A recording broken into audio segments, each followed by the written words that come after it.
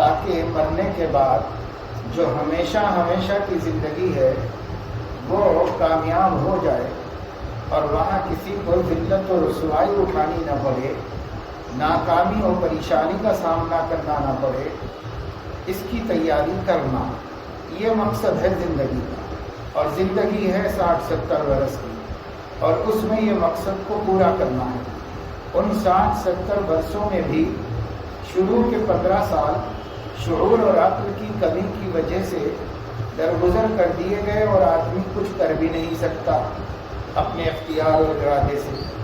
اس لیے 15 سال کی عمر سے لے کر جب تک کہ موت نہ آ جائے، اللہ تبارک و تعالی شانہ کی رضا کے حصول کے لیے ان کی چاہت کے مطابق زندگی گزارنا، یہ ہماری زندگی کا مقصد ہے۔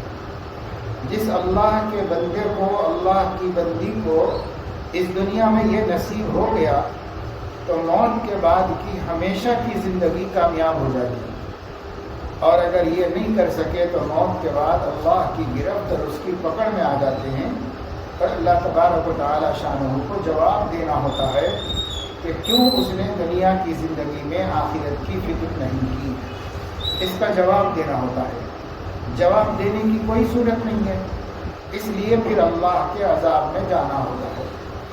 ایمان سلامت ہے تو کچھ عرصے کے لیے جہنم میں جانا ہوگا، پھر اس کے بعد وہاں سے اللہ تعالیٰ نکال کے جنت میں بھیج دیں گے۔ اور اگر ایمان سلامت نہیں ہے تو ہمیشہ کے لیے جہنم میں جانا ہوگا، اور جہنم سے نکلنے کی کوئی صورت بھی نہیں ہوگی۔ تو یہ بہت نازک اور عظیم مقصد ہے اس دنیا میں ہمارے بھیجے جانے کا، پیدا کیے جانے کا۔ اس مقصد کو بتانے کے لیے انبیاء علیہ السلام اس دنیا میں تشریف لائے ہیں، اور سب سے آخری نبی خاتم النبیین حضرت محمد صلی اللہ علیہ وسلم ہیں۔ انہوں نے ہمیں اس دنیا میں آ کر قیامت تک کے واسطے ایک راستہ دکھا دیا ہے، اور اس راستے پر چلنا کامیابی ہے، اس راستے کے خلاف کرنا ناکامی ہے۔ قل هذه سبیلی ادعو الی اللہ علی بصیرۃ انا ومن اتبعنی۔ آپ کہہ دیجئے اے نبی صلی اللہ علیہ وسلم کہ یہی راستہ میرا راستہ، جس کی جانب میں تم لوگوں کو بلا رہا ہوں، جس کے ذریعے سے اللہ کی طرف بلا رہا ہوں، پوری بصیرت کے ساتھ اور پورے رسوخ اور اطمینان کے ساتھ بلا رہا ہوں۔ میں بھی اور جو لوگ میرا اتباع کرتے ہیں قیامت تک وہ آپ کو اسی راستے کی طرف بلاتے رہیں گے۔ دوسری جگہ فرمایا وَأَنَّ هَذَا صِرَاطِي مُسْتَقِيمًا فَاتَّبِعُوهُ وَلَا تَتَّبِعُوا السُّبُلَ فَتَفَرَّقَ بِكُمْ عَنْ سَبِيلِهِ۔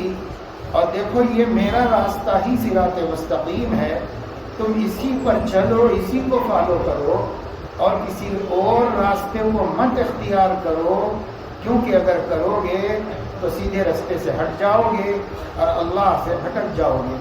اس لیے راستہ ایک ہی ہے، اور وہ راستہ ہے سنت و شریعت کا راستہ، کیونکہ حضور علیہ السلام کہہ رہے ہیں صراطی مستقیمہ، میرا راستہ جو سیدھا ہے، وہ سیدھا راستہ حضور علیہ السلام ہی کا راستہ ہے۔ ان کے راستے کا کیا مطلب؟ کیا یہ کوئی چلنے کا راستہ ہے، کوئی سڑک ہے، کوئی روڈ ہے، کوئی ٹرین کی پٹریاں ہیں یا ہوائی پٹیاں ہیں؟ کیا ہے یہ صراط؟ کیا ہے یہ صراط ہے شریعت اور سنت۔ شریعت اللہ کے احکام کو کہتے ہیں، اور سنت ان حکموں پر عمل کرنے کے طریقے کو کہتے ہیں۔ تو شریعت اور سنت اللہ کے احکام اور ان حکموں پر چلنے کا نبوی طریقہ، نبی والا طریقہ، بس یہ دو چیزیں ہیں جو صراط مستقیم کہلاتا ہے۔ اس صراط مستقیم پر سب کو چلنا ہے، مردوں کو بھی چلنا ہے، عورتوں کو بھی چلنا ہے، اولیاء اللہ کو بھی چلنا ہے، عوام الناس کو بھی چلنا ہے، بچے بھی اسی پر چلیں گے، جوان بھی اسی پر چلیں گے، اولیاء اور غوث قطب بھی اسی پر چلیں گے، صحابہ بھی اسی پہ چلیں گے، حتیٰ کہ سیدنا محمد الرسول اللہ صلی اللہ علیہ وسلم جو امام الانبیاء ہیں، فخر موجودات ہیں، سرور کائنات ہیں، ان کو بھی اسی رستے پر چلنا۔ सब उसी रास्ते पे चले। हुजूर अलैहिस्सलातु वस्सलाम ने फरमाया, कुरान करीम में है, वबिज़ालिका उमिरतु व अना अव्वलुल मुस्लिमीन, इसी शरीयत का मुझे भी पाबंद किया गया है और मैं पहला फरमाबरदार हूँ। कोई चले ना चले, मैं तो उसी रास्ते पे चला हूँ। तो हुजूर अलैहिस्सलातु वस्सलाम इस रास्ते पे चले हैं, सिद्दीक़ अकबर इसी रास्ते पे चले हैं, उमर फारूक इसी रास्ते पे चले हैं, उस्मान ज़िन्नूरैन इसी रास्ते पे चले हैं, सैयदना अली करमल्लाह भी इसी रास्ते पर चले हैं और तमाम सहाबा इसी रास्ते पे चले हैं। अइम्मा मुज्तहिदीन भी शरीयत और सुन्नत के रास्ते पे चले हैं, मुहद्दिसीन भी शरीयत और सुन्नत के रास्ते पे चले हैं, सूफिया और मशाइख भी सुन्नत और शरीयत ही के रास्ते पर चले हैं और इसी तरीके से मुजाहिदीन और गुज़ात और दुआत इस्लाम भी इसी रास्ते पर चले हैं। सबका रास्ता शरीयत और सुन्नत है। जो एक इंच भी हटेगा इस रास्ते से, वो रास्ते से भटक जाएगा। वला तत्तबिउस सुबुल फतफर्रक़ बिकुम अन सबीली, दूसरे रास्ते मत इख्तियार करो। दूसरा रास्ता मेरा रास्ता छोड़कर इख्तियार करोगे तो फिर रास्ते से भटक जाओगे, फिर तुम सीधे रास्ते पे नहीं होगे, फिर तुम सिराते मुस्तकीम पर नहीं होगे। अब हम रोज़ाना नमाज पढ़ते हैं, जो लोग नमाज के पाबंद हैं, नमाज पढ़ते हैं, या जो लोग कभी कभी पढ़ते हैं, जब भी पढ़ते हैं, नमाज में हर रकत के अंदर अल्लाह ताला से कहते हैं, इहदिनस सिरातल मुस्तकीम, ए अल्लाह मुझे सीधा रास्ता दिखा दीजिए। सीधा रास्ता क्या है बता दीजिए मुझे। रोज़ कहते हैं, हर नमाज में कहते हैं, हर रकत में कहते हैं, इहदिनस सिरातल मुस्तकीम, ए अल्लाह सीधा रास्ता बता दीजिए हमको, क्योंकि हम सीधे रास्ते पे चल के कामयाब होना चाहते हैं। हम अपनी आखिरत में रुसवा होना नहीं चाहते, हम अपनी आखिरत में नाकाम और नामुराद नहीं होना चाहते, हम अपनी आखिरत में जन्नत में जाना चाहते हैं, दोज़ख में जाना नहीं चाहते। हम आखिरत में आपको और आपके हबीब को खुश देखना चाहते हैं, नाराज़ नहीं देखना चाहते। इसके लिए हमें सीधा रास्ता बता दीजिए। इहदिनस सिरातल मुस्तकीम सिरातल लज़ीना अनअमता अलैहिम, उन लोगों का रास्ता जिन पर आपने इनाम फरमाया है, यानी अंबिया, सिद्दीकीन, शुहदा और सालिहीन का रास्ता बता दीजिए और आप उनका रास्ता हमें मत दिखाइए जो लोग आपके गुस्से के हकदार बने हैं और जो लोग सीधे रास्ता दिखाने के बाद भटक गए हैं, दोनों से भी हमें बचा दीजिए। मग़ज़ूब अलैहिम से मुराद यहूदी हैं जिन पर अल्लाह का गज़ब नाजिल हो गया है, वबाउ बिग़ज़बिन अला गज़ब, और वलज़्ज़ालिन से मुराद ईसाई हैं जो हमसे पहले आखिरी उम्मत है और हमसे पहले के आखिरी नबी की उम्मत है। उनको सीधा रास्ता दिखाया गया था, उन पर किताब उतारी गई थी, उन्हें इंजील दी गई थी, उन्हें ईसा अलैहिस्सलाम ने बहुत अच्छे राह पे डाला था, मगर उनके बाद वो लोग भटक गए और बदराही पर आ गए। किताब भी बदल ली, आमाल भी बदल लिए, अकीदे भी बदल लिए, नबी की शान में गुस्ताखी की, नबी को नबी मानने के बजाय खुदा का बेटा बना दिया, बहक गए, रास्ते से हट गए। तो वो लोग भी इस लायक नहीं है कि हम उनके रास्ते पे चलें, और जिन पर खुदा का गुस्सा 24 घंटे उतरता है, वो यहूदी भी इस लायक नहीं है कि हम उनके रास्ते पे चले। इसलिए अल्लाह हमें अंबिया के, सिद्दीकीन के, शुहदा के, सालिहीन के रास्ते पर चले। अंबिया जिनको अल्लाह ने नबूवत अता फरमाई, 1,24,000 बंदों को अल्लाह ने आदम अलैहिस्सलाम से लेकर खातमुन नबीयीन सल्लल्लाहु अलैहि वसल्लम तक नबूवत के लिए चुना और कबूल फरमाया है। ये 1.25 लाख लोगों के रास्ते पर चलाइए जिनको आपने नबी बनाकर इस दुनिया में मबऊस फरमाया था। बिलखुसूस हमको हमारे नबी सैयदना मोहम्मद रसूलुल्लाह सल्लल्लाहु अलैहि वसल्लम के तो रास्ते पर कदम कदम चलाइए। और सिद्दीकीन उनको कहते हैं जिनकी ज़िंदगी सिद्क़ व सफ़ा की ताबीर हो जाती है। सिद्क़ व सफ़ा का मतलब यह है उनका ज़ाहिर उनके बातिन के मुताबिक हो, ज़ाहिर भी वैसे ही हो, बातिन भी वैसे ही हो। नंबर 2, उनका कौल उनके फ़ेल के मुताबिक हो, ज़बान से भी वही बोलें और अमल से भी वही करके दिखाएं। दोनों में तफरीक ना हो कि बोलते कुछ हों करते कुछ हों, ऐसा ना हो। जो बोलें वो करें, जो करें वो बोलें, ये दोनों में यकसानियत हो। اسی طرح ظاہر میں کچھ ہو باطن میں کچھ ہو ایسا نہ ہو، بلکہ ظاہر بھی ویسا ہی ہو باطن بھی ویسا ہی ہو، دل میں بھی وہی ہو عمل میں بھی وہی ہو، دکھاوے میں بھی وہی ہو، اور جو دکھاوے میں ہو وہ دل میں ہو، جو دل میں ہو وہ دکھاوے میں ہو۔ یہ دو باتوں میں یکسانیت۔ اور تیسرے خلوت و جلوت میں یکسانیت، لوگوں کے سامنے بھی ہم ویسے ہی اچھے ہوں جیسا کہ ہم اپنے اکیلے میں اچھے ہوتے ہیں، تنہائی میں بھی ویسے ہی ہوں، لوگوں کے سامنے بھی وہی ہو، دونوں میں یکسانیت ہو جائے، جیسے اکیلے میں ہے ویسے مجمع میں ہے، جیسے مجمع میں ہے ویسے اکیلے میں ہے۔ خلوت اور جلوت کی یکسانیت، جب تین جگہوں پر ہم ایک دوسرے حال میں ایک جیسے ہوں گے تو اس کو کہا جاتا ہے کہ یہ بندہ صدیق ہے، یہ بندہ صدیق ہے، کیونکہ اس کے دل میں بھی اللہ رسول کی محبت ہے اور عمل بھی بتا رہا ہے کہ اللہ رسول کا محب ہے اور چاہنے والا ہے۔ اس کی زبان بھی محبت کی باتیں کرتی ہے اور اس کا عمل بھی محبت کی باتیں کرتا ہے، محبت کر کے دکھاتا ہے، اتباع کر کے دکھاتا ہے۔ اور یہ لوگوں کے سامنے جتنا شریف ہے اپنے اکیلے میں گھر میں بھی اتنا ہی شریف ہوتا ہے۔ یہ نہیں کہ تنہائی میں شیطان بن جائے اور لوگوں کے سامنے فرشتہ بن جائے، ایسا نہیں ہوتا۔ یہ منافقت ہے، یہ بغاوت ہے، یہ دھوکہ ہے، یہ فریب ہے، یہ فراڈ ہے۔ تو یہ نہیں ہونا چاہیے، صدق ہونا چاہیے۔ تو جب یہ تین جگہوں پر آپ سچے ثابت ہو جائیں گے، آپ کو کہا جائے گا یہ صدیق ہے۔ تو صدیقین کے راستے پر ہم کو چلائیے۔ اس کے بعد شہداء ہیں۔ شہداء وہ ہیں جنہوں نے اللہ کی راہ میں اللہ کو خوش کرنے کے واسطے اور اللہ کے کلمے کو سربلند کرنے کے لیے اپنی جان تک قربان کر دی ہے، اس کو شہید کہتے ہیں۔ ہر کسی شخص کو شہید نہیں کہتے۔ دنیا میں تو شہید جو ہے بیماروں کو بھی کہا جا رہا ہے اس زمانے کے اندر کہ فلاں شہید وطن ہے اور فلاں شہید ہے اور فلاں شہید قوم ہے، یہ ہے وہ ہے۔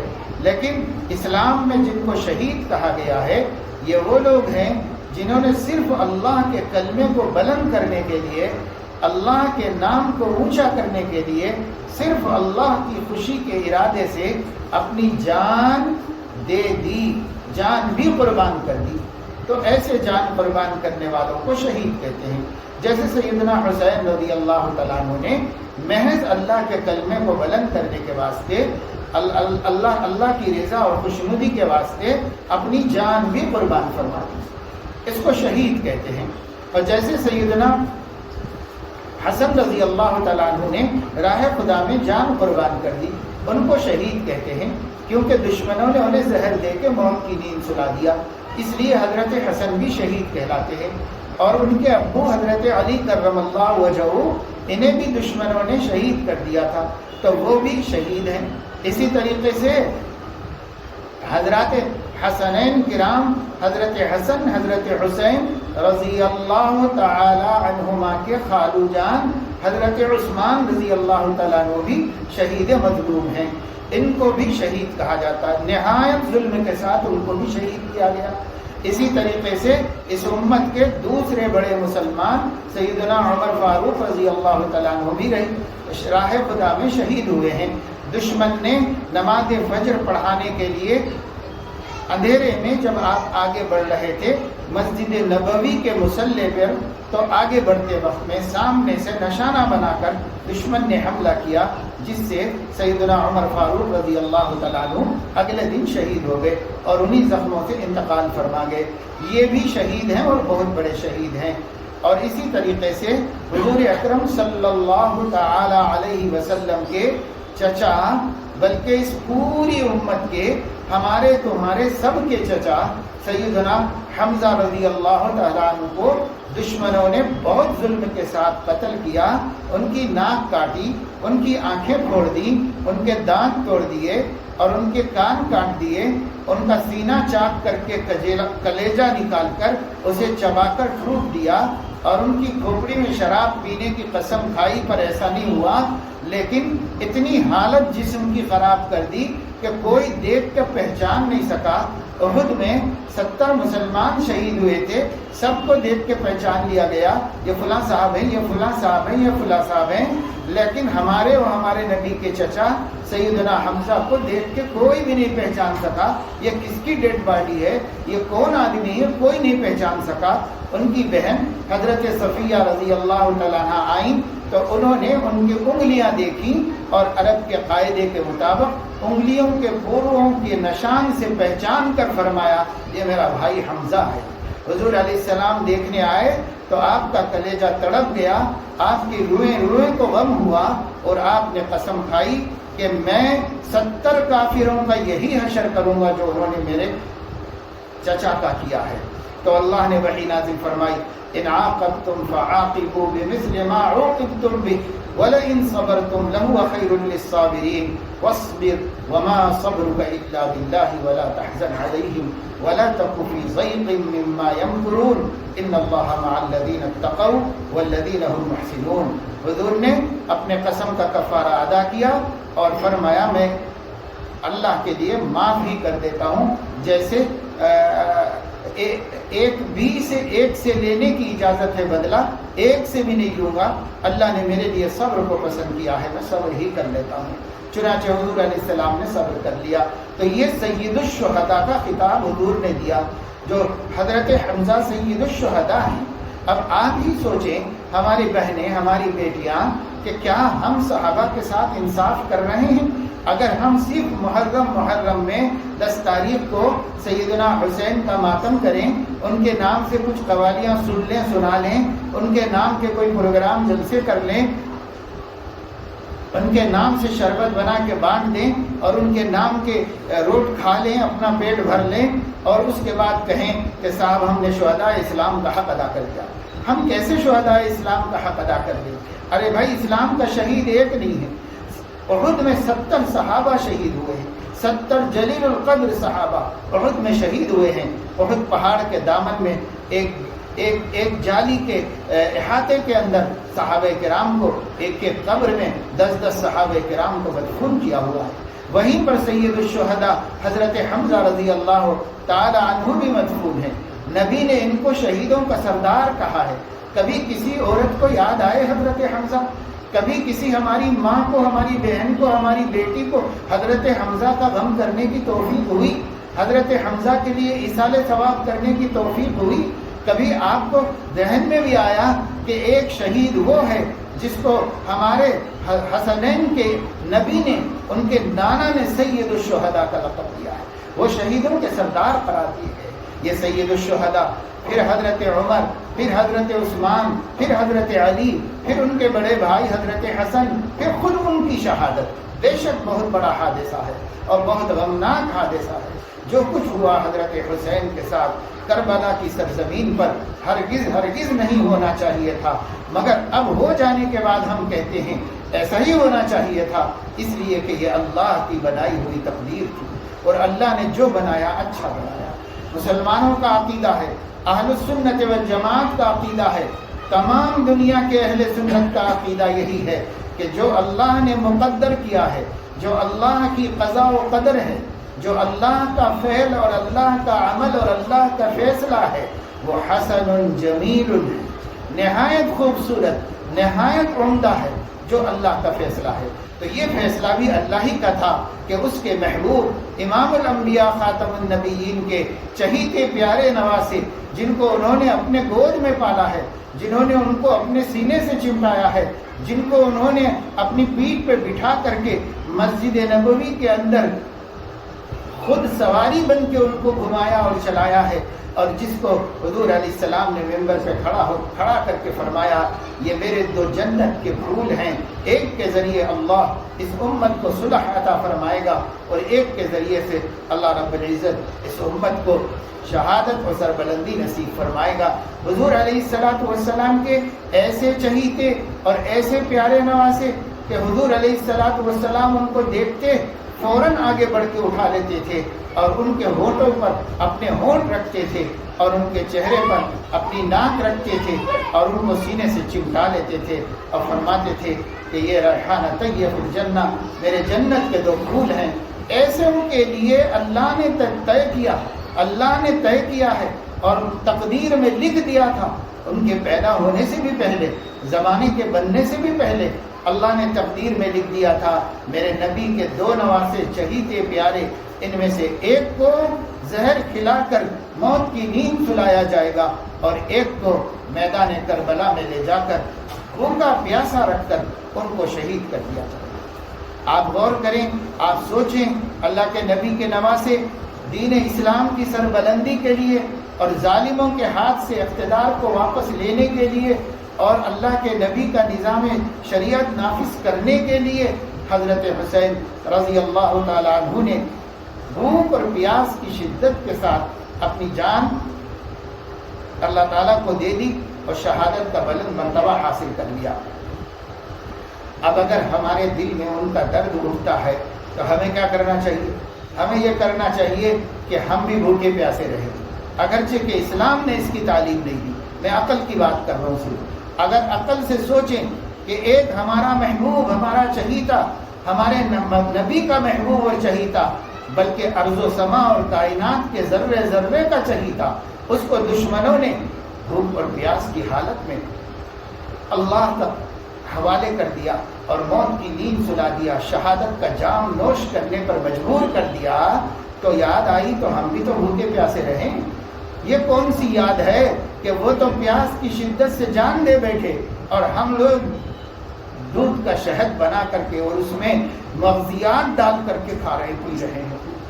اور یہ کیسی محبت ہے کہ انہوں نے تو پیاس بھوک کی حالت میں خالی پیٹ شہادت کا جام نوش کر لیا اور اللہ کے حضور حاضر ہو گئے، اور ہم اصلی گھی ڈال کر، پیور مغزیات ڈال کر روٹ بنا بنا کے کھا رہے ہیں۔ یہ تو نفس پرستی نہیں تو اور کیا ہے؟ یہ تو کوئی محبت نہیں ہے۔ ارے بھوکے کے خاطر بھوکے رہ کے بتاؤ، کم سے کم روزے ہی رکھ لو ان کے نام سے، اور اگر پیاسے کے خاطر پیاسا تو رہ کے بتاؤ۔ یہ کون سا طریقہ ہے کہ کوئی تو اپنی جان قربان کر بیٹھے اور کوئی جو ہے پیٹ پوجا کے اندر ان کے نام میں مصروف رہے؟ یہ لاؤ کھاؤ حسین کے نام پہ، یہ حسین کے نام پہ کھاؤ، یہ حسین کے نام پہ کھاؤ، یہ حسین کے نام پہ پیو، یہ حسین کے نام پہ، سب حسین کے نام پہ پیٹ پوجا ہو رہی ہے۔ یہ کون سی محبت ہے؟ یہ کون سی محبت ہے بھائی؟ تمہارے ساتھ کوئی ایسا کرے تو محبت مانو گے کیا؟ تمہاری موت ہو جائے اور تمہارے بچے گھر میں دعوت رکھیں اور لاش بازو رکھ کے کھاتے پیتے رہیں اور دوستوں کو بلا کر کے دعوتیں اڑائیں اور میٹھے بنیں اور کھلائے جائیں اور کھائے جائیں اور شربتیں بانٹے جائیں، آپ سمجھتے ہو کہ یہ آپ کے بچوں کی وفاداری ہے؟ اگر آپ کی لاش گھر میں رکھ کے آپ کے بچے یہ کرتے ہوں تو آپ اس کو وفاداری سمجھو گے؟ یہ سمجھو گے کہ بچوں کے دلوں سے ماں کی محبت ہی نکل گئی؟ کیا سمجھو گے آپ؟ جو چیز عقل سے سوچو، میں دین کی بات نہیں کر رہا ہوں، میں عقل کی بات کر رہا ہوں، عقل سے بھی سوچو تو جو کچھ کیا جا رہا ہے یہ حب حسین نہیں ہے، یہ تو حسین سے بالکل لا تعلقی کی علامت ہے کہ وہ تو مرے مصیبت میں ہم اپنا کام کریں گے، تو کوئی تعلق ہی نہیں ہے، ایسے لوگ کر رہے ہیں۔ سوچو اور کرو۔ حضرت حسین یقیناً شہید مظلوم ہیں اور ہمارے لیے اسوہ حسنہ بن گئے۔ کیا سکھایا حضرت حسین نے امت کو؟ یہ سکھایا اس دین کی سربلندی کے لیے، اللہ کے کلمے کو بلند کرنے کے لیے جان کیا چیز ہے ہم قربان کر دیں گے۔ جو مال مانگو تو مال حاضر، اور جو جان چاہو تو جان دے دیں۔ ہمارے پاس کیا ہے؟ یہ جان بھی تو اللہ کی دی ہوئی، اگر اللہ کے نام پہ نہیں تو کس کے نام پہ دیں گے؟ ہم اللہ ہی کے نام پہ قربان کریں گے۔ اس لیے یہ شہادت وہ مقام ہے جس کے بارے میں سیدنا محمد رسول اللہ صلی اللہ علیہ وسلم نے ارشاد فرمایا، صحیح بخاری میں حدیث ہے، والذی نفسی بیدہ لوددت ان اقاتل فی سبیل اللہ ثم اقتل فاحیا ثم اقتل ثم احیا ثم اقتل ثم احیا۔ اس ذات کی قسم جس کے قبضے میں میری جان ہے، میرے دل کی تمنا اور آرزو یہ ہے کہ مجھے راہ خدا میں جہاد کا موقع ملے اور اس جہاد میں شہید کر دیا جاؤں، پھر زندگی ملے، پھر لڑوں اور شہید ہو جاؤں، پھر زندگی ملے، پھر لڑوں اور شہید ہو جاؤں، پھر زندگی ملے، پھر لڑوں اور شہید ہو جاؤں۔ شہادت وہ مقام ہے جس کی تمنا امام الانبیاء خاتم النبیین نے کی ہے، جن سے بڑا مقام کسی اور کا نہیں، انہوں نے بھی کی۔ شرائع حدیث نے یہاں بحث اٹھائی ہے کہ نبی تو نبوت کے مقام پر ہے، شہادت کا مقام اس کے نیچے ہے، پھر نبی اپنے سے نیچے والے مقام کی تمنا کیوں کر رہے ہیں؟ اس بحث کو اٹھایا ہے اور اس کے بہت سے جوابات دیے ہیں، اور اس کا ایک جواب یہی دیا ہے کہ بے شک نبی جس مقام پہ تھے، خاص طور سے ہمارے نبی، وہاں تو دوسرا نبی بھی نہیں پہنچ سکتا، اس مقام پر جہاں فرشتہ بھی نہیں پہنچ سکتا اس مقام پر تھے۔ اس کے باوجود شہادت کا مقام جو ان سے نیچے کا مقام ہے، اس کی تمنا اس لیے کر دی کہ اس امت کو پتہ چلے کہ شہادت دوسروں کے لیے اور امت کے لیے کتنا بڑا مقام ہے، کہ نبی بھی اس کے حصول کی آرزو، اتنا بڑا مقام ہے۔ جیسے پہلے زمانے کے انبیاء نبی ہونے کے باوجود جب ان کو پتہ چلا کہ اللہ کے ایک آخری اور محبوب اور لاڈلے نبی آنے والے ہیں، تو ان کے دلوں میں تمنا جاگی کہ ہم کاش ان کے امتی ہوتے۔ یہ تمنا جاگی ان کے دلوں میں۔ کیوں؟ اس لیے نہیں کہ امتی بننا نبی بننے سے بڑی چیز ہے، نہیں، ان کا ہی مقام بڑا تھا، مگر حضور علیہ السلام کی نسبت کی حصول کی خاطر ان کے دل میں یہ تمنا اور آرزو پیدا ہوئی۔ ایسے ہی ہمارے نبی کے دل میں یہ آرزو پیدا ہوئی کہ کاش میں شہید ہوتا اور بار بار شہید کیا جاتا، کیونکہ شہید سے اللہ کو بڑی محبت ہے۔ ہمارے نبی تو محبت، اللہ کی محبت کے چھوٹے سے چھوٹے کام کو بھی نہیں چھوڑتے تھے، اس کی کوشش کرتے تھے کہ یہ بھی کر لوں جو اللہ کو پسند ہے، یہ بھی میں کر لوں جو اللہ کو پسند ہے۔ جیسے سلام میں پہل کرنا پسند ہے، تو ہمارے نبی کبھی چوکتے نہیں تھے، کسی کو موقع ہی نہیں ملا زندگی میں کہ وہ پہل کر کے ان کو سلام کرے، وہی سلام کر لیتے تھے اپنے اصحاب کو۔ تو ایک ثواب کی چیز تھی، چھوڑا نہیں حضور علیہ السلام نے کبھی اس کو۔ تو یہ تو ان کا اللہ سے تعلق کا معاملہ تھا، لیکن امت کو بتایا شہادت اتنی بڑی چیز ہے جس کے آرزو امام الانبیاء بھی کر رہے ہیں، یہ ان کے نواسب کو نصیب ہو گئی، اللہ کا کرم ہے۔ اب آپ سوچیں، اس فضیلت کو جاننے کے بعد اور اس مرتبے کو جاننے کے بعد کہ حدیث میں آیا ہے شہید کا پہلا قطرہ خون کا زمین پر گرنے سے پہلے اس کی بخشش کر دی جاتی ہے، اور ہر قطرے سے اس کے درجے بلند کیے جاتے ہیں۔ تو یہ کتنا بڑا مقام ہے شہید کا۔ شہید کو مردہ کہنے سے منع کر دیا گیا، لا تقولوا لمن يقتل في سبيل الله اموات بل احیاء۔ اب اگر اس کے بعد کوئی ان کو مردہ کہتا ہے تو قرآن کا انکار کرتا ہے، بلکہ ان کو زندگی دی گئی ہے، وہ زندہ ہیں۔ احیاء زندگی جمع ہے، وہ سب زندہ ہیں، جتنے شہداء ہیں وہ زندہ ہیں۔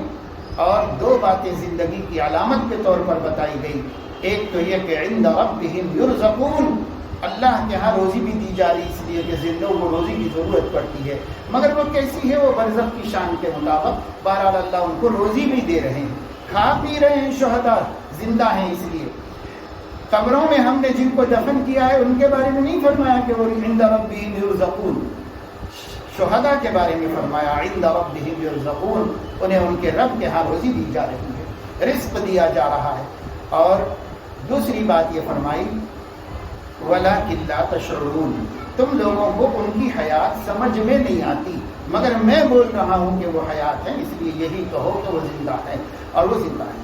تو شہید تو ہمیشہ کے لیے زندہ کر دیا گیا، ایک دفعہ اس دنیا کی جان کو دینے کے بعد اب اس کو زندگی ابدی عطا کر دی گئی، اسے زندہ جاوید کہتے ہیں۔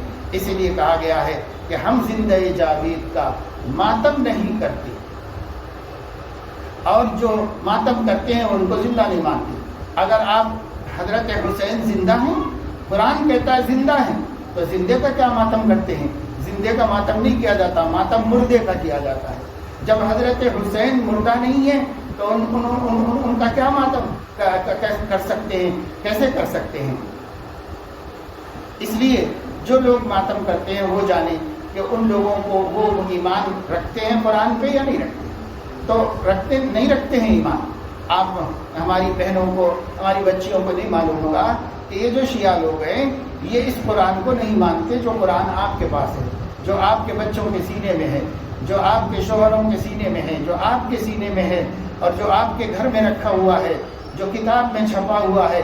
ساری دنیا میں جو قرآن پڑھا جاتا ہے، ساری دنیا میں اس کے خلاف کہیں بھی قرآن نہیں ہے، پورے عالم میں یہی قرآن ہے جو آپ کے گھر میں رکھا ہوا ہے۔ اس قرآن کو مصحف عثمانی کہتے ہیں۔ یہ قرآن شیعہ اس پر ایمان نہیں رکھتے، یہ اس کو اصلی قرآن نہیں سمجھتے، وہ اس قرآن کو اللہ کا نازل کیا ہوا قرآن نہیں سمجھتے، وہ کسی دوسرے قرآن پہ ایمان رکھتے ہیں۔ اسی وجہ سے ہو سکتا ہے لا تقولوا لمن يقتل في سبيل الله اموات پر بھی ان کا ایمان نہیں ہوگا، اور وہ حضرت حسین کو یہ سمجھتے ہوں گے کہ مر گئے، لیکن ہم اہل السنت والجماعت یہ سمجھتے ہیں کہ وہ زندہ ہو گئے، وہ مر نہیں گئے، وہ جو زندگی تھی اس سے بھی اعلیٰ درجے کی زندگی سے زندہ کر دیے گئے اللہ تعالیٰ کے ہاں، لہذا وہ روزی کھا رہے ہیں، وہ اللہ کی امانت میں ہیں، ان کی روحیں جنت کے اندر لٹکی ہوئی قندیلوں کے اندر چمک رہی ہیں، دمک رہی ہیں، اور اللہ رب العزت نے ان کی بخشش کر دی ہے، اللہ نے ان کو بلند مقام دے دیا ہے۔ یہ زندہ لوگ ہیں، زندوں کی اتباع کی جاتی ہے، زندوں کا ماتم نہیں کیا جاتا، زندوں کا سوگ نہیں منایا جاتا، زندوں کا کہنا مانا جاتا ہے، زندوں کی اتباع کی جاتی ہے۔ اپنے ابا زندہ ہیں تو ابا کا سوگ نہیں مناتے، ابا کا کہنا مانتے ہیں۔ وفاداری یہی ہے کہ ان کی خدمت کی جائے، سعادت یہی ہے کہ ان کا کہنا مانا جائے، یہ ہے سعادت مندی۔ حضرت حسین زندہ ہیں، آپ اتباع کیجئے، ان کے راستے پہ چلیے، اور ان کے جذبات سے سیکھیے، اور ان کا عشق محمدی سیکھیے۔ انہوں نے فرمایا آخری خطبے میں، کربلا کے اندر میرے نانا کا دین مٹ رہا ہے، یا تو میں اس کو زندہ کر دوں گا یا اپنی جان اس راستے میں قربان کر دوں گا۔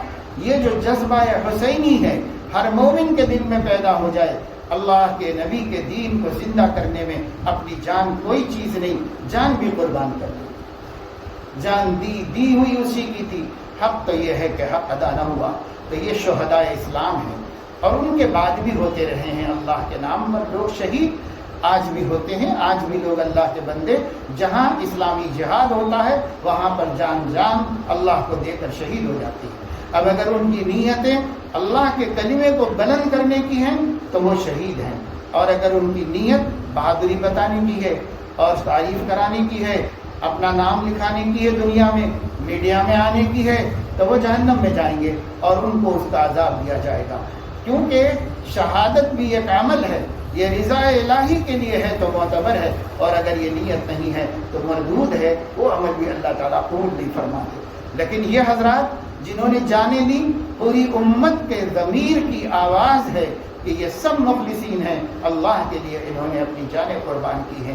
اس لیے حقیقت تو اللہ جانتا ہے، لیکن ہمیں کوئی شبہ نہیں ہے کہ یہ لوگ مخلصین ہیں اور شہداء اسلام ہیں۔ ان شہداء اسلام کے لیے دو کام کرنے ہوتے ہیں، ایک تو یہ کہ ان کے جذبے سے سبق سیکھ کر اپنے اندر اللہ کے دین اور نبی کی شریعت اور سنت کی عظمت پیدا کرنا، اور دوسرے یہ کہ ان کے لیے جو ہو سکے دعائے رحمت کرنا، ایصال ثواب سب کے لیے کرنا۔ مجدد الفسانی رحمۃ اللہ علیہ اس ملک میں بہت بڑے عالم دین گزرے ہیں، بہت بڑے پیر طریقت گزرے ہیں۔ کبھی آپ اپنے ملک کے اندر کم سے کم ایسا ہو سکتا کہ ہمارے مرد، ہماری عورتیں، ہمارے بچے ہمارے اس ملک ہی کے صحیح ان اولیاء اللہ سے واقف ہوتے جن کی بدولت آج ہم اس ملک میں مسلمان ہیں، ورنہ کبھی کہ ہم لوگ اس ملک میں اسلام ختم کر چکے ہوتے اور ہم بھی شرک اور کفر کے دلدل میں پھنس چکے ہوتے۔ جن بندوں کی برکت سے یہاں اسلام محفوظ ہے انہی میں حضرت شیخ احمد سرہندی مجدد الفسانی رحمۃ اللہ علیہ۔ مجدد الفسانی رحمۃ اللہ علیہ فرماتے ہیں، ایک مکتوب میں انہوں نے لکھا ہے کہ میرا معمول تھا کہ میں جمعرات کے دن گھر میں کچھ کھانا زیادہ بنوا کر کے اہل بیت کے ہاں تقسیم کروا دیتا تھا۔ کھانا بناتے تھے زیادہ اور اہل بیت کے غریبوں میں تقسیم کرتے تھے۔ اہل بیت سے مراد حضور علیہ السلام کے قریبی خانوادہ حضور علیہ السلام کا۔ تو رواج کی وجہ سے مجدد صاحب فرماتے ہیں کہ میرے ذہن میں ایسا آتا تھا کہ کچھ غریبوں کو کھلا دیتا اور ایصال ثواب کرتا تھا حضور اکرم صلی اللہ علیہ وسلم کو اور حضرت علی کو، حضرت فاطمہ کو، حضرت حسن کو، حضرت حسین کو، یہ پنجتن پاک کو ایصال ثواب کر دیتا تھا۔ تھے بہت بڑے عالم اور تھے بہت بڑے پیر طریقت، سنتوں کے بڑے عاشق، ہر بدعت کا قلع کما کیا انہوں نے اور سنتوں کو پھیلایا ملک کے اندر۔ لیکن رواج ایسا ہوتا ہے کہ وہ بلا ارادہ گھروں میں اور ذہنوں میں آیا ہوا ہوتا ہے، اس میں ہمارے ارادے کوئی دخل نہیں ہوتا۔ مجدد صاحب اتنا بڑا آدمی اور اتنا بڑا بدعت کا قامع اور سنت کا فاتح، وہ کہہ رہا ہے کہ میں جمعرات کو تھوڑا کھانا زیادہ بنا دیتا تھا اور غریبوں کو کھلا کے ایصال ثواب پنجتن پاک کو کر دیتا تھا، ان 5 بزرگوں کو ایصال ثواب کر دیتا تھا۔ تو ایک دن خواب میں نے حضور علیہ السلام کی زیارت کی، تو حضور علیہ السلام کو بہت ہی مغموم اور ناراض دیکھا کہ وہ مجھ سے خفا ہیں اور روٹھے ہوئے ہیں۔ تو میرا دل بے چین ہو گیا، تڑپ گیا۔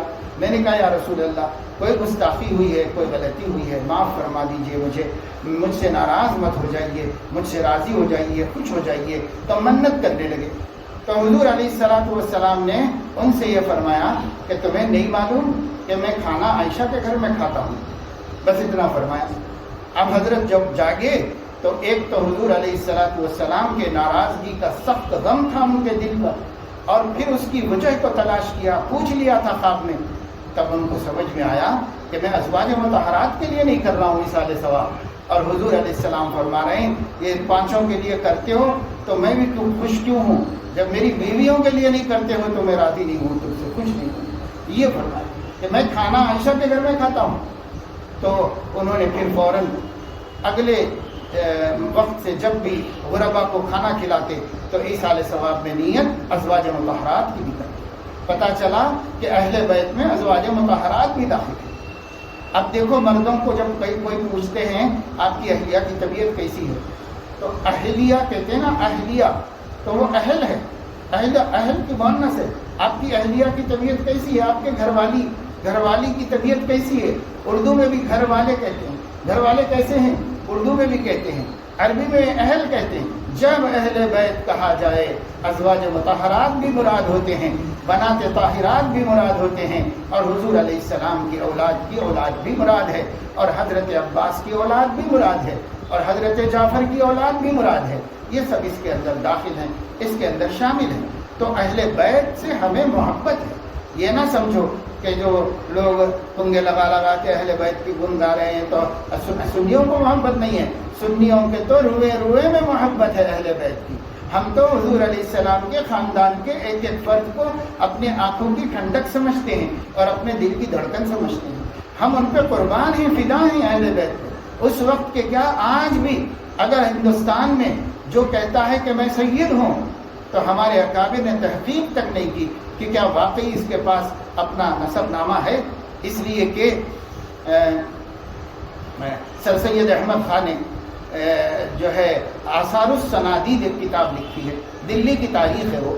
دلی کی تاریخ میں انہوں نے لکھا ہے کہ دلی کا دستور یہ تھا کہ لوگ جب تک غریب ہوتے تھے تو وہ اپنے کو خان پٹھان شیخ کہتے تھے، اور جب ان کے پاس پیسہ بہت آ جاتا، مالدار ہو جاتے، تو وہ نام کے ساتھ سید لکھنا شروع کر دیتے تھے، اپنے نام کے ساتھ سید لکھنا شروع کرتے تھے۔ اسی طریقے سے بہت سے لوگ وہ تھے جو سید نہیں تھے نسلاً، لیکن قادری سلسلے میں بیعت ہوتے ہی سید لکھنا شروع کر دیتے تھے اپنے آپ کو، یعنی روحانی باپ کی طرف منسوب کر دیتے تھے حقیقی باپ کی بجائے۔ تو انہوں نے لکھا، نہیں پتا ہے کہ ہندوستان کے سادات میں کتنے واقعی سادات ہیں اور کتنے سب اسی طریقے سے بنے ہوئے ہیں، مغلوں کے دور کے اندر سید بنے ہوئے کتنے سادات ہیں۔ تو خیر کوئی بھی ہو، جب وہ یہ کہتا ہے کہ میں سید ہوں اور آل رسول میں سے ہوں، ہمارے اکابر بنا کسی تحقیق کے محض اس کے دعوے کی وجہ سے اس کی عزت کرتے اور اس کا احترام کرتے۔ حجت الاسلام مولانا محمد قاسم نانوتوی رحمۃ اللہ علیہ، جنہیں خواہ مخواہ لوگوں نے گستاخ رسول کہا ہے، حضرت مولانا نانوتوی رحمۃ اللہ علیہ کا حال یہ تھا کہ دیوبند میں ان کا محلہ تھا اور وہ اپنے محلے میں رہتے تھے، اور وہاں پر سادات کا بھی محلہ ہے۔ سادات کے محلے سے کوئی بچہ بھی گزر جاتا تو اپنی جگہ پہ سے کھڑے ہو جاتے تھے اور اس کے جانے تک نہیں بیٹھتے تھے، اس لیے کہ یہ ہمارے نبی کی اولاد ہے، ہم وہ جا رہا اور کیسے بیٹھ جائیں۔ چاہے وہ حقہ پینے والا ہو، چاہے وہ گناہوں میں مبتلا ہو، چاہے وہ داڑھی منڈا ہو، چاہے وہ فسق و فجور میں مبتلا ہو، لیکن محبت رسول کی وجہ سے اتنے بڑے عالم دین تھے، سارا دیوبند ان کو دیکھ کے کھڑا ہو جاتا تھا، لیکن وہ سادات کی اولاد کو دیکھ کے کھڑے ہو جاتے اور احترام کرتے تھے۔ تو ہمارے اکابر نے تو آج بھی جو آل رسول ہیں ان کے لیے احترام کو بھرپور محفوظ رکھا ہے، تو اس زمانے میں جو آپ کے قریبی رشتہ دار ہیں ہم ان سے کیسے بغض رکھ سکتے ہیں؟ نعوذ باللہ۔ اس لیے کوئی سنی کسی صحابی سے عداوت نہیں رکھتا، کوئی سنی کسی اہل بیت سے دشمنی نہیں رکھتا، ہر سنی کے دل میں شیعوں سے زیادہ محبت ہے، لیکن ما آتاکم الرسول فخذوہ وما نہاکم عنہ فانتہوا۔ اس محبت کے ادا کرنے اور ظاہر کرنے کا جو طریقہ نبی نے سکھایا ہے اسے لے لو، جو طریقہ نبی نے نہیں دیا اسے چھوڑ دو۔ لوگوں نے پیدا کیا ہے وہ طریقے ہمیں نہیں چاہیے، جو طریقہ نبی نے دیا، جو کتاب و سنت میں ہے وہی طریقہ لے لو اور اسی کے مطابق اظہار محبت کرو۔ اور چوتھا نمبر ہے صالحین کا۔ صالحین کہتے ہیں صالح اس کو کہتے ہیں، صالح اس کو کہتے ہیں جو پہلے درجے میں مومن ہو، مومن کو صالح کہتے ہیں، اور پھر مومن کے بعد متقی کو اعلیٰ درجے کا صالح کہتے ہیں۔ یہاں وہ لوگ مراد ہیں جو مومن بھی ہیں اور اعلیٰ درجے کے صالح بھی ہیں، یعنی دین پر عامل الصالحات پر پورا عمل کرنے والے ہیں، یہ لوگ صالحین ہیں۔ اب یہ امت کو اللہ تعالیٰ نے 4 طبقوں میں بیان فرمایا، انبیاء، صدیقین، شہداء، صالحین۔ بس یہ 4 قسم کے لوگ پہلے بھی تھے، یہی 4 قسم کے لوگ اب بھی ہیں۔ اللہ کے ہاں کوئی 5واں خانہ نہیں ہے، یہی 4 خانوں میں اللہ نے اپنے بندوں کو بانٹ رکھا ہے، اللہ رب العزت نے۔ اور یہ سب بندے وہ ہیں جن پر اللہ نے اپنا انعام فرمایا۔ انعام یہی فرمایا کہ ان کو نبوت دے کے انعام فرمایا، ان کو شہادت دے کے انعام فرمایا، ان کو صدیق بنا کے انعام فرمایا، ان کو صالح اور ایمان والا بنا کر انعام فرمایا۔ اولئک الذین انعم اللہ علیہم من النبیین والصدیقین والشہداء والصالحین وحسن اولئک رفیقا۔ اب آپ کو سمجھ میں آیا کہ جو ہم ہر نماز میں اور ہر نماز کی ہر رکعت میں اہدنا الصراط المستقیم کہتے ہیں، صراط الذین انعمت علیہم کہتے ہیں، تو کس کے راستے کی دعا مانگتے ہیں؟ انبیاء کا راستہ، صدیقین کا راستہ، شہداء کا راستہ، صالحین کا راستہ۔ اور اب ہم محرم کے نام پر، شہادت کے مہینے کے نام پر اور آنے والے مہینے کو 13 تیزی کا نام دے کر، بلاؤں کے اترنے کا مہینہ قرار دے کر، ان 2 مہینوں کو منحوس مہینے بنا کر کے وہ جو ہم گناہ کبیرہ کر رہے ہیں، یہ نہ انبیاء کا طریقہ ہے، نہ شہداء کا، نہ صالحین کا اور نہ صدیقین کا۔ تو پھر اس میں سے نکل گئے تو 5واں کوئی نہیں ہے جو جنت میں جانے اور اللہ کو خوش کرنے والا ہے، یہی 4 لوگ ہیں، انہی 4 میں ہم کو رہنا رہے گا۔ کسی ہمارے نبی نے اس عقیدے کو نہیں دیا ہے، صدیقین کا یہ عقیدہ نہیں تھا، شہداء کا یہ عقیدہ نہیں تھا، صالحین کا یہ عقیدہ نہیں تھا، نہ حضرت علی کا تھا، نہ حضرت حسین کا تھا، کسی کا یہ عقیدہ نہیں تھا۔ تو پھر آپ نے کہاں سے یہ عقیدہ لایا ہے؟ اور اگر آپ یہ سب کچھ کر رہے ہیں تو اللہ کے نبی کے دین کو مٹا رہے ہیں، اور جو اللہ کے نبی کا دین مٹائے وہ اپنے دعوے میں تو کتنا بڑا عاشق اپنے کو کہہ رہا ہو، اللہ کی نظر میں مبغوض علیہم میں ہے، ضالین میں ہے، بھٹکے ہوئے میں ہے، ایمان والوں میں نہیں، صالحین میں نہیں، شہداء میں نہیں، صدیقین میں نہیں، انبیاء میں تو خیر ہو ہی نہیں سکتا کوئی حکمت نہیں، لہذا اس میں کسی سے بھی نہیں۔ اس لیے میری بہنوں اور بچیوں، اللہ کے نام پر توبہ کرو تمام بدعات سے، تمام خرافات سے، تمام رسوم و رواج سے۔ سنیوں کے سماج میں جو روافض اور شیعوں سے طریقے آگے ہیں، دستبردار ہو جاؤ، ان طریقوں کو گھر بدر کر دو، گھر سے نکال باہر کرو اور اللہ سے ایک دفعہ سچی توبہ کر دو۔ اللہ پاک غلطیاں ہوئیں کہ ہم نے نبی کی سنت کے خلاف زندگی گزاری، اب ہم نبی کے طریقے پہ چلنا چاہتے ہیں، نبی کی تعلیم پہ جینا چاہتے ہیں، شریعت و سنت کا دامن مضبوطی سے تھامے رہنا چاہتے ہیں، یہ ہم چاہتے ہیں۔ اللہ ہماری مدد فرمائیے، ہمیں ہمت دیجیے کہ ہم زمانے کے رواجوں کو جو اسلام اور سنت کے خلاف ہیں، ہم توڑ دیں، ختم کر دیں۔ حضور نے یہ بوجھ ہمارے گردنوں سے نکال دیا تھا، ہم پھر ڈال دیے ہیں، اب پھر نکال کے اس کو پھینک دیں۔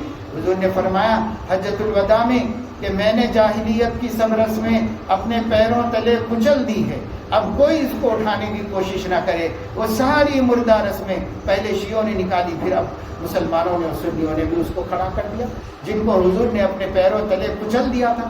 تو اس وجہ سے ہمیں چاہیے کہ ہم سچی توبہ کریں، سچی توبہ ہی ہمارا راستہ ہے۔ جب توبہ کریں یو ٹرن لے لیں، واپس نبی والے راستے پر آ جائیں، واپس صحابہ والے راستے پر آ جائیں، واپس محدثین اور فقہاء اور صوفیاء اور علماء کے راستے پر آ جائیں۔ یہی راستہ سیدھا راستہ ہے جس کو حضور نے فرمایا ان ھذا صراطی مستقیما فاتبعوہ ولا تتبعوا السبل فتفرق بکم عن سبیلی۔ آپ بھی اگر ایسے کام اس سال بھی کسی نے کیے ہوں تو اس سال کی بھی توبہ کر لیں، پچھلے سالوں کی بھی توبہ کر لیں، اور آئندہ کبھی نہ کرنے کا عزم کر لیں، ارادہ کر لیں۔ اگلی زندگی اس دین پر گزارو جس دین کے بچانے کے لیے سیدنا حسین نے جام شہادت نوش فرمایا تھا، اسی دین کو بچانے کے لیے۔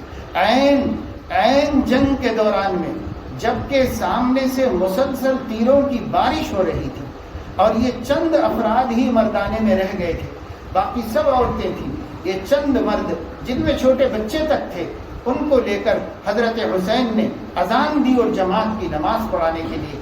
اتنا اس منظر کا، ان کے رسوخ کا، ان کے ایمان کا، ان کے عقیدے کا اثر پڑا ان کے دشمنوں کے لشکر پر کہ حضرت حسین نے نماز کی نیت تحریمہ باندھ لی اور تیروں کی بوچھار ہو رہی تھی سب طرف سے، اور جب جیسے ہی نماز کی تحریمہ باندھی تو دشمن نے بھی لڑائی بند کر کے ان کے پیچھے آ کر نماز ادا کی اور سب نے ان کی امامت میں نماز پڑھی۔ یہ روب تھا ان کے ایمان کا، یقین کا، عمل صالح کا۔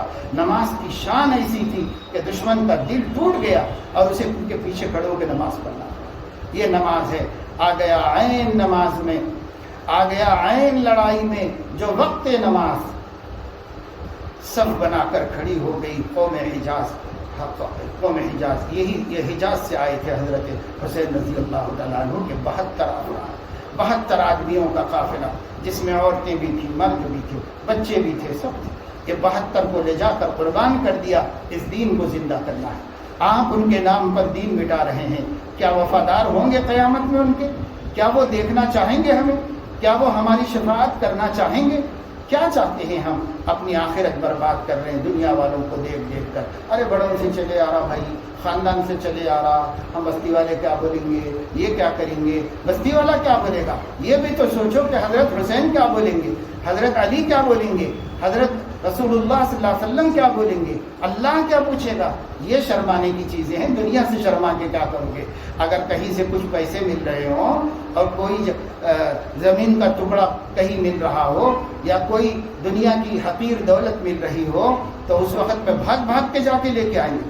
حتیٰ کہ جو ہے راشن فری تقسیم کرنے کو محلے میں آ جائے تو لائن لگا کے لیں گے، یہ نہیں بولیں گے محلے والے کیا بولیں گے، وہ لوگ کیا بولیں گے، ارے تم لوگ کیوں جا رہے ہو؟ تو ارے بولنے دو بھائی، ایک تھیلا چاول مل رہا کیوں نہیں؟ ایک تھیلا چاول کے لیے لوگوں کے بولنے کی پرواہ نہیں ہے۔ ایمان اور یقین اور دین اور سنت اور حضور علیہ السلام کی محبت کے لیے لوگ کیا بولیں گے، لوگ کیا بولیں گے؟ تو لوگ کیا تمہاری آخرت بنائیں گے؟ کیا لوگ جنت میں داخل کریں گے؟ کیا لوگ تمہاری نجات کا سبب بنیں گے؟ لوگ کیا ہیں بھائی؟ وہ کوئی اتھارٹی ہے کیا؟ اللہ کے لیے جینا سیکھو، اللہ کے لیے مرنا سیکھو۔